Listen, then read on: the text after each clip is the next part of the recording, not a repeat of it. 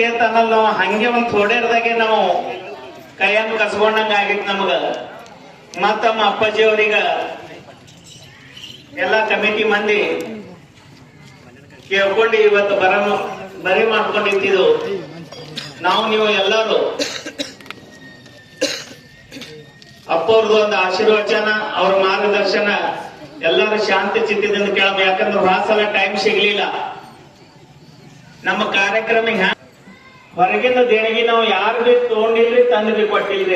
ಯಾರು ಪುಡಾರಿ ಇರ್ಲಿ ಅಥವಾ ದೊಡ್ಡ ಉದ್ಯೋಗಪತಿ ಇರ್ಲಿ, ನಮ್ಮ ಊರಾಗ ಅಷ್ಟು ನೌಕರದಾರ ಮಂದಿ ಬಿ ಇಲ್ರಿ. ಎಲ್ಲ ಕೂಲಿಕರ ಮಂದಿ ಯಾರು ಕೂಡ ಹೌಸಿಲೆ ತಮ್ಮ ತಮ್ಮ ಪರಿಸ್ಥಿತಿನುಸಾರ ಎಲ್ಲರೂ ಶ್ರೀ ಶಟಸ್ಥಲ ಬ್ರಹ್ಮೆ ಮಳೇಂದ್ರ ಶಿವಾಚಾರ್ಯ ಮಹಾಸ್ವಾಮೀಜಿಯವರ ಗೌರವ ಸಮರ್ಪಣೆ ನಡೀತಾ ಇದೆ.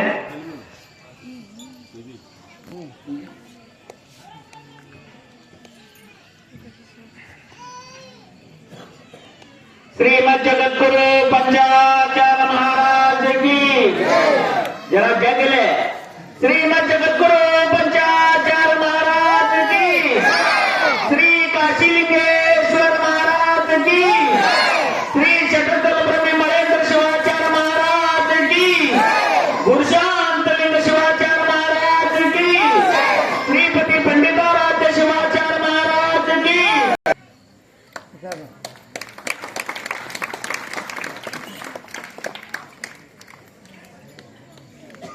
ನಿನ್ನದೇ, ಗಾಳಿಯೂ ನಿನ್ನದೇ, ಆರದಲ್ಲಿ ಬೆಳಕು, ಆರದಲ್ಲಿ ಬೆಳಕು, ಹಡಗು ನಿನ್ನದೇ, ಕಡಲು ನಿನ್ನದೇ, ಹಡಗು ನಿನ್ನದೇ, ಕಡಲು ನಿನ್ನದೇ, ಮುಳಗದಲ್ಲಿ ಬದುಕು, ಮುಳಗದಲ್ಲಿ ಬದುಕು ಕಡಿಮೆ. ಪೂರ್ಣಶ್ಯ ಪೂರ್ಣಮಾದಾಯ पूर्णमेवावशिष्यते. ओम शांति शांति शांति. प्रातः स्मरणीयराದ ಆದಿ ಜಗದ್ಗುರು ಪಂಚ ಆಚಾರ್ಯರನ್ನ ಸ್ಮರಣೆಯನ್ನು ಮಾಡಿಕೊಂಡು ಗಿಳೆಗೆ ಮಳೆಯನ್ನು ತರಿಸಿ ಪವಾಡ ಮಾಡಿರುವಂತಹ ಮಳೇಂದ್ರ ಶಿವಾಚಾರ್ಯರಲ್ಲಿ ಅನಂತ ಭಕ್ತಿಯ ಪ್ರಣಾಮಗಳನ್ನು ಸಮರ್ಪಣೆ ಮಾಡಿ ಏನ್ ಹೇಳ್ಯಾರಂದ್ರೆ, ಅಪ್ಪವ್ರನ್ನು ಪ್ರಸಾದ ಮಾಡ್ಕೊಂಡು ಬರೀತಲ್ಲ, ನಾ ಪ್ರಸಾದ ಮಾಡ್ಕೊಂಡು ಯಾಕೆ ಕೇಳ,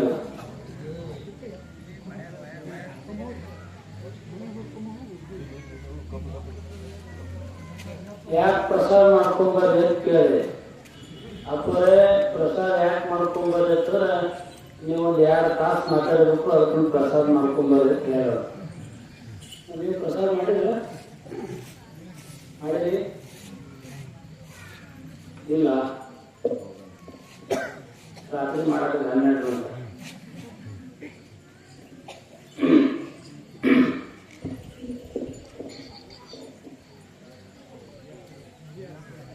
ಪ್ರತಿ ವರ್ಷದ ಪದ್ಧತಿಯಂತೆ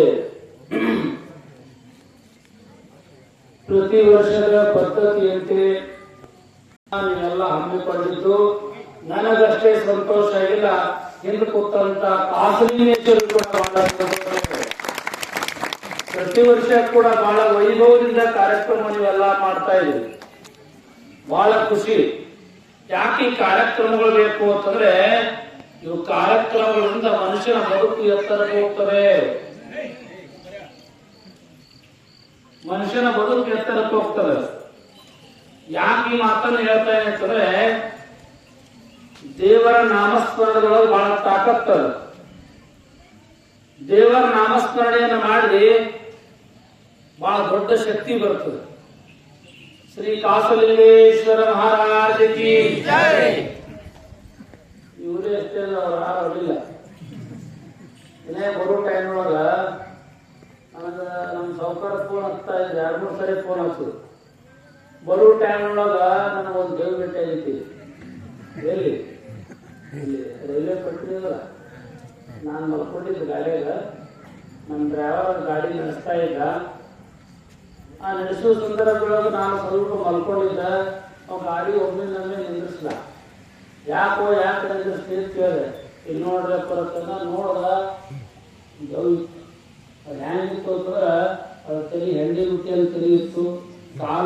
ಆಯ್ತು. ನಾನು ಇಲ್ಲೇ ಮನೆಗೆ ಬಿಟ್ಟೆ ಪಾತ್ ಹೇಳಿದೆ, ಇಲ್ರಿ ನಾ ವರ್ಷಿಗೊಂದು ಯಾರು ಬಂದ್ರೆ ನಾನು ತಿಂತೀನಿ, ನೀವು ಈ ವರ್ಷ ಬಂದ್ರೆ ನೀವು ತಿನ್ಬೇಕಂತ ವಿಚಾರ ಮಾಡಿದ್ವಿ ಅಂತಂತರು. ಮಾರಾಯ ನನಗೆ ಯಾಕೆ ತಿಂತಿ, ರಗಡ ಮಂದಿ ಅದರ ಬಾಲ್ ತಂದೆ ಎಲ್ಲಿ ಬೋರ್ಡಿ ಬಾ ಅಂತ ಗಾಡಿ ಹೊತ್ತು ಕುಂತರು. ಅದಕ್ಕೆ ಹೇಳಿ ನೀವು ಬೇಕಲ್ಲ ನಾನು ನಿಮ್ಗೆ ಕೊಡ್ತೀನಿ, ಯಾರ ಜೈ ಹೊಡಿತಾರ ಅವ್ರು ನನ್ನ ಕಡೆ, ಯಾರ ಜೈ ಹೊಡೆದು ನಿನ್ನ ಕಡೆ ಅಂತ ಹೇಳಿ ಶ್ರೀಮದ್ ಜಗತ್ತು ಪಂಚಾಚಾರ್ಯ ಮಹಾರಾಜ್ ಒಟ್ಟು ನನ್ನ ಕಡೆ ಬರೋದ್ರಿ. ದೇವರ ನಾಮಸ್ಮರಣೆಗಳು ಬಹಳ ತಾಕತ್ತು. ಹ್ಯಾಂಗ ತಾಕತ್ತು ಅಂತಂದ್ರೆ ನೀವೆಲ್ಲ ವಿಚಾರ ಮಾಡ್ರಿ, ಯಾಕ ಈ ದೇವರ ನಾಮಸ್ಮರಣೆ ಮಾಡಬೇಕು, ಯಾಕ ಧರ್ಮವನ್ನ ಆಚರಣೆ ಮಾಡಬೇಕು, ಯಾಕ ಇಂಥ ಒಂದು ಕಾರ್ಯಕ್ರಮ ಪಾಲ್ಗೊಳ್ಬೇಕು ಅಂತ ಶಾಸ್ತ್ರ ಹೇಳ್ತದೆ. ಯಾಕೆ ಪಾಲ್ಗೊಳ್ಬೇಕಪ್ಪ ಅಂತಂದ್ರೆ ಧರ್ಮ ಏವ ಸಮಸ್ತಾನ ದುಃಖಾನಂ ಶಮನೌಷಧ ಅಂತ ಹೇಳ್ತದೆ ಶಾಸ್ತ್ರ. ಎಲ್ಲಿ ಧರ್ಮ ಇರ್ತದ ಅಲ್ಲಿ ದುಃಖ ಇರಂಗಿಲ್ಲ ಅಂತ ಶಾಸ್ತ್ರ ಹೇಳ್ತದ. ಈ ಒಂದು ಧರ್ಮದೊಳಗೆ ಪಾಲ್ಗೊಂಡ್ರೆ ಮನುಷ್ಯನಿಗೆ ಪಾಲ್ಗೊಂಡ ಬಳಕ ಮನುಷ್ಯನಲ್ಲಿ ಒಳ್ಳೆ ಭಾವನೆಗಳು ಬರ್ತಾವ, ಒಳ್ಳೆ ವಿಚಾರಗಳು ಬರ್ತಾವ, ಒಳ್ಳೆ ನಂಬಿಕೆಗಳು ಬರ್ತಾವ. ಅಷ್ಟೇ ಅಲ್ಲ, ಒಳ್ಳೆ ದಾರಿ ಸಿಗುತ್ತೆ ಎಂಬ ಮಾತನ್ನ ಶಾಸ್ತ್ರ ಹೇಳ್ತದೆ. ಇಂಥ ಒಂದು ಕಾರ್ಯಕ್ರಮ ಪಾಲ್ಗೊಂಡ್ರ ನಮ್ಮಲ್ಲಿ ದಾನ ಧರ್ಮ ಬರ್ತದೆ, ಧರ್ಮ ಗುಣ ಬರ್ತವೆ. ದಾನ ಧರ್ಮಗಳು ಬಹಳ ಅವಶ್ಯವಾದಂತ ಶಾಸ್ತ್ರ ಹೇಳ್ತದೆ. ಒಮ್ಮೇನಾಗಿತ್ತು ಅಂತಂದ್ರೆ ಇವರು ಗಂಡ ಹೆಂಡ್ತಿದ್ರು, ಲಗ್ನ ಆಗಿ 20 ವರ್ಷ ಆಗಿತ್ತು. ಆ ಹೆಣ್ಮಕ್ಳು ಹೆಂಗಿದ್ರು ಅಂತಂದ್ರೆ ಯಾವುದೇ ದಾನ ಮಾಡ್ತಾ ಇರ್ಲಿಲ್ಲ, ಅವಳ ಹತ್ರ ಯಾವುದೇ ಧರ್ಮ ಇರ್ಲಿಲ್ಲ, ಯಾರಿಗೂ ಒಂದು ಎಡಗೈಲಿ ಕೂಡ ದಾನ ಮಾಡಿರ್ಲಿಲ್ಲ. ಒಂದು ಬೋರ್ಡ್ ಬರ್ಸ್ಕೊಳ್ಳೋದು, ಬೋರ್ಡ್ ಮನೆ ಮುಂದೆ ಏನಂತ ಬೋರ್ಡ್ ಬರ್ಸ್ಕೊಳ್ಳೋದಂದ್ರ ನಮ್ಮ ಮನೆಗೆ ಯಾರು ದಾನ ಕೇಳಕ್ ಬರಬಾರ್ದು ಅಂತ ಬೋರ್ಡ್ ಬರ್ಸ್ಕೊಳ್ಳೋದು. ಮೊದಲೇ ಬೋರ್ಡ್ ಬರ್ಸಿ ಯಾರು ಬರ್ಲಾರ್ದಂಗ ಆಗಿದ್ದ ಪರಿಸ್ಥಿತಿ. ಇವಾಗ ಗಂಡು ಹೆಂಗಿದ್ದ ಅಂತಂದ್ರೆ ಒಂದಿಷ್ಟು ಹತ್ರ ಧರ್ಮ ಇತ್ತು. ಯಾಕೆ ಧರ್ಮ ಇತ್ತು ಅಂತಂದ್ರೆ ಆ ಊರಾಗ ಒಂದು ವರ್ಷಕ್ಕೆ 11 ದಿವಸ ಪುರಾಣ ಹಚ್ತಾ ಇದ್ರು. ಇವಳಿಗೆ ಕತ್ತು ಹೋಗಿ 1 ದಿವಸ ಪುರಾಣ ಕೇಳ್ತಾ ಇದ್ದ ವರ್ಷಕ್ಕೆ ಒಮ್ಮೆ. ಆ ಕೇಳೋದ್ರಿಂದ ಅವನ ಹತ್ರ ಒಂದಿಷ್ಟು ಧರ್ಮ ಇತ್ತು. ನೆನಪಿಟ್ಕೊಳ್ರಿ, ಧರ್ಮ ಬೇಕು ಮನುಷ್ಯನಿಗೆ. ರಾಮನ ಹೆಸರು ನೀವೆಲ್ಲ ಕೇಳಿದ್ರಿ, ರಾವಣನ ಹೆಸರು ಕೂಡ ಕೇಳಿದ್ರಿ. ರಾವಣ ಹತ್ರ ಸಂಪತ್ತಿತ್ತು, ಸೈನ್ಯ ಇತ್ತು, ತಾಕತ್ತಿತ್ತು, ಭಕ್ತಿಮಾನ್ ಇದ್ದ, ಶ್ರೀಮಂತಿಕೆ ಇತ್ತು, ಅಧಿಕಾರ ಇತ್ತು, ಐಶ್ವರ್ಯ ಇತ್ತು, ಬಂಗಾರದ ಪೂರ್ತಿ ರಾಜ್ಯಭಾರ ಬಂಗಾರದಿತ್ತು. ಅವನು ಎಲ್ಲ ಇದ್ರು ಕೂಡ ಯಾಕೆ ಸೋತವ? ಒಂದಿಷ್ಟು ವಿಚಾರ ಮಾಡಿ. ಇಷ್ಟೆಲ್ಲ ಇದ್ರು ಕೂಡ ಯಾಕೆ ಸೋತ? ಒಳ್ಳೆ ಒಳ್ಳೆ ವೀರಿದ್ರು ಮಾತ್ರ. ರಾಮನ ಹತ್ರ ಏನಿತ್ತು? ರಾಮನ ಹತ್ರ ಏನೂ ಇರಲಿಲ್ಲ, ಸೈನ್ಯ ಕೂಡ ಇರಲಿಲ್ಲ. ಅವ 14 ವರ್ಷ ವನವಾಸದೊಳಗಿದ್ದ, ಸೈನ್ಯ ಇರಲಿಲ್ಲ, ಸೀತಾ ಮಾತೆ ಕೂಡ ಇರಲಿಲ್ಲ, ಏನೂ ಇರಲಿಲ್ಲ. ಮಾತ್ರ ಅವ ಯಾಕೆ ಗೆದ್ದ ಅಂತಂದ್ರೆ ಅವನ ಹತ್ರ ಧರ್ಮ ಇತ್ತು, ಅದಕ್ಕೆ ನಾವು ಗೆದ್ದ. ರಾಮನ ಹತ್ರ ಧರ್ಮ ಇರಲಿಲ್ಲ, ಅದಕ್ಕೆ ಮನುಷ್ಯನಿಗೆ ಧರ್ಮ ಬೇಕು. ಪಾಂಡವರ ಹತ್ರ ಏನಿತ್ತು? ಏನೂ ಇರಲಿಲ್ಲ. ಅವ್ರ ಹತ್ರ ಅರ್ಜುನ ಒಬ್ಬನೇ ಶೂರ ಇದ್ದ. ಆದ್ರೆ ಕೌರವರ ಹತ್ರ ಎಂತ ಶೂರ ಇದ್ರು? ಭೀಷ್ಮಾಚಾರ್ಯ, ಕೃಪಾಚಾರ್ಯ, ದ್ರೋಣಾಚಾರ್ಯ, ಅಂಗರಾಜ, ಕರ್ಣ, ದುರ್ಯೋಧನ, ಅವರ ತಂದೆ ಧೃತರಾಷ್ಟ್ರ ಇದ್ದ. ಅಷ್ಟೇ ಅಲ್ಲ, 11 ಅಕ್ಷೋಣಿ ಸೈನ್ಯ. ಇಷ್ಟೆಲ್ಲ ಇದ್ರು ಕೂಡ ಕೌರವರು ಯಾಕೆ ಸೋತ್ರು ಅಂತಂದ್ರೆ ಅವ್ರ ಹತ್ರ ಧರ್ಮ ಇರಲಿಲ್ಲ, ಅದಕ್ಕಂದ್ರೆ ಸೋತ್ರವರು. ಪಾಂಡವರ ಹತ್ರ ಏನೂ ಇರಲಿಲ್ಲ ಅಂದ್ರೂ ಕೂಡ ಅವ್ರ ಹತ್ರ ಧರ್ಮ ಇತ್ತು, ಅವ್ರು ಗೆದ್ರು ಅಂತ ಶಾಸ್ತ್ರ ಬರ್ತದೆ. ಅದಕ್ಕೆ ಧರ್ಮ ಬಹಳ ಅವಶ್ಯಕ. ಆ ಹೆಣ್ಮಗಳ ಹತ್ರ ಧರ್ಮ ಇರಲಿಲ್ಲ, ಇವನ ಹತ್ರ ಒಂದಿಷ್ಟು ಧರ್ಮ ಇತ್ತು. ಒಂದ್ ದಿವಸ ಏನ್ ಮಾಡ್ತಾವ ಹೆಣ್ಮಗಳು, ಒಂದಿಷ್ಟು ಒಂದು ಗಡಿಗೆ ತೊಗೊಂಡ್ರು, ಗಡಿಗೆಯಾಗ ಹುಗ್ಗಿ ಇಟ್ರು. ಗಡಿಗೆಯೊಳಗ ಹುಗ್ಗಿ ಮಾಡಿದ್ರು, ಒಂದಿಷ್ಟು ಬೆಲ್ಲ ಹಾಕಿದ್ರು, ಒಂದಿಷ್ಟು ತುಪ್ಪ ಹಾಕಿದ್ರು, ಮ್ಯಾಲ ಮುಚ್ಚಿ ಮಧ್ಯಾಹ್ನ 11 ಗಂಟೆ ಆಯ್ತು, ಮ್ಯಾಲ ಮುಚ್ಚಿದ್ರು. ಒಲೆಯಲ್ಲಿರುವಂತಹ ಕೆಂಡವನ್ನು ಹೊರಗೆ ತೆಗೆದು ಮಾತಾಡೋದು.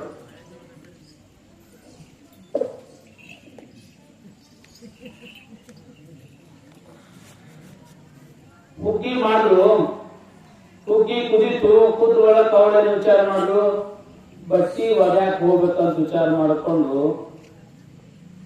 ಹಳ್ಳಕ್ಕೆ ಹೋಗುವಾಗ ಕೆರಿಗೆ ಬಟ್ಟಿ ಒಗ್ಯಾಕ್ ಹೋಗ್ಬೇಕಂದು ಕೆರಿಗೆ ಹೋದು. ಗಂಡಿಗೆ ಹೇಳು, ನಾ ಬರ್ತೀನಿ, ಆಮೇಲೆ ನಾವು ನೀವು ಕೂಡ ಊಟ ಮಾಡೋಣ, ಆ ಕಡೆ ಒಂದಿಷ್ಟು ಲಕ್ಷ ಕೊಡ್ರಿ ಅಂತ ಹೇಳ್ಬೋದು. ಅವಂಗ ಮೊದಲು ಹೋಗುತ್ತಂದ. ಆ ಹೆಣ್ಮಗಳು ಕೆರಿಗೆ ಹೋದ್ರು. ಕೆರಿಗೆ ಹೋದ ತಕ್ಷಣ ಈ ಕಡೆ ಒಬ್ಬ ಭಿಕ್ಷುಕ ಬಂದ, ಸನ್ಯಾಸಿ ಬಂದು ಭವತಿ ಭಿಕ್ಷಾಂದೇಹಿ ತಂದ. ಅವ ಹೊರಗೆ ಒಳಗಡೆ ಕುಂತಿದ್ದ, ಹೊರಗೆ ಬಂದವನು ಎದಿನ ರಟ್ಟ. 20 ವರ್ಷ ಆಯ್ತು ನಮ್ಮ ಮನೆಗೆ ಯಾರು ಕೂಡ ಭಿಕ್ಷುಕರು ಬಂದಿಲ್ಲ, ಯಾವ ಸನ್ಯಾಸಿ ಬಂದಿಲ್ಲ. ನನ್ನ ಹೆಂಡತಿ ಬೋರ್ಡಿಗೆ ವರ್ಷರು, ಈ ಬೋರ್ಡ್ ನೋಡ್ಲಿಕ್ಕಿಲ್ಲ ಅಂತ ವಿಚಾರ ಮಾಡ್ಕೊಂಡು ಒಳಗೆ ಬಂದ. ಹೊರಗೆ ಬಂದ, ಯಾಕೆ ಬಂದು ಏನ್ ಕೇಳ, ಇಲ್ಲ ನಂಗೆ ಹಸು ಆಗ್ಯದ, ಒಂದಿಷ್ಟು ಭಿಕ್ಷಾ ನೀಡ್ರಿ ತಂದ. ಅಲ್ಲಿ ಹೊರಗೆ ಬೋರ್ಡ್ ಓದಿ, ನಾ ಓದಿಲ್ಲ, ಬೇರೆ ಊರ್ದಾಗ ಇದ್ದೀನಿ, ಡೈರೆಕ್ಟ್ ಇಲ್ಲೇ ಹೋದ್ರೆ ನನಗೆ ಹಸು ಆಗ್ಯದ, ಏನಾದ್ರು ನೀಡೋ ತಂದ. ಆಗ್ಲೇ ವಿಚಾರ ಮಾಡ್ಕೊಂಡು ಒಳಗೆ ಹೋದ. ಆ ಹೆಣ್ಮಗಳು ಹುಗ್ಗಿ ಮಾಡಿ ಸ್ವಲ್ಪ ನೀಡಬೇಕಲ್ಲ ಮಗ,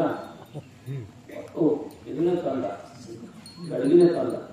ಗಡಿಗೆ ತಂದು ನೀರಾ ಟೈಮ್ ಅಂದ, ನಾನ್ ನೀಡುದು ಇದೇ ಲಾಸ್ಟ್,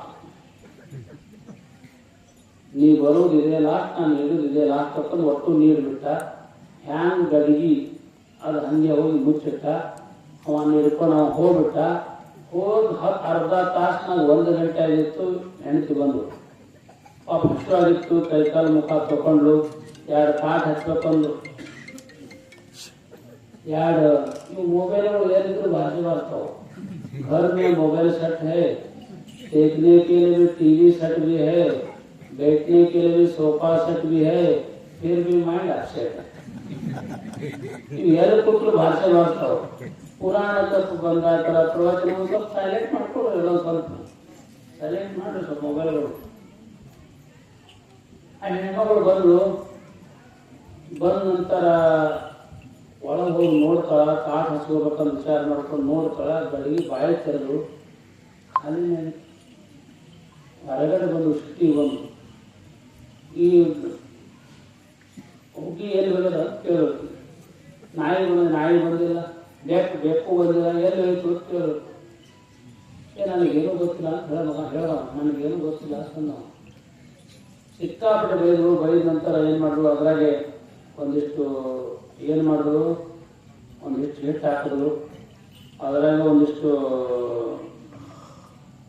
ಖಾರ ಹಾಕಿದ್ರು, ಒಂದಿಷ್ಟು ಎಣ್ಣೆ ಹಾಕಿದ್ರು. ಅದೇ ಒಂದಿಷ್ಟು ಎಲ್ಲ ಇದು ಮಾಡಿ ಅವನಿಗೆ ಇಷ್ಟು ನೀಡಿದ್ರು, ತಾನು ಇಷ್ಟು ಹಿಡ್ಕೊಂಡು ಇಬ್ಬರು ಊಟ ಮಾಡಿದ್ರು. ಊಟ ಮಾಡೋ ಬಳಿಕ ಸುಮಾರು ಒಂದು 10 ವರ್ಷ ಹಿಂಗೆ ಜೀವನ ನಡೀತು.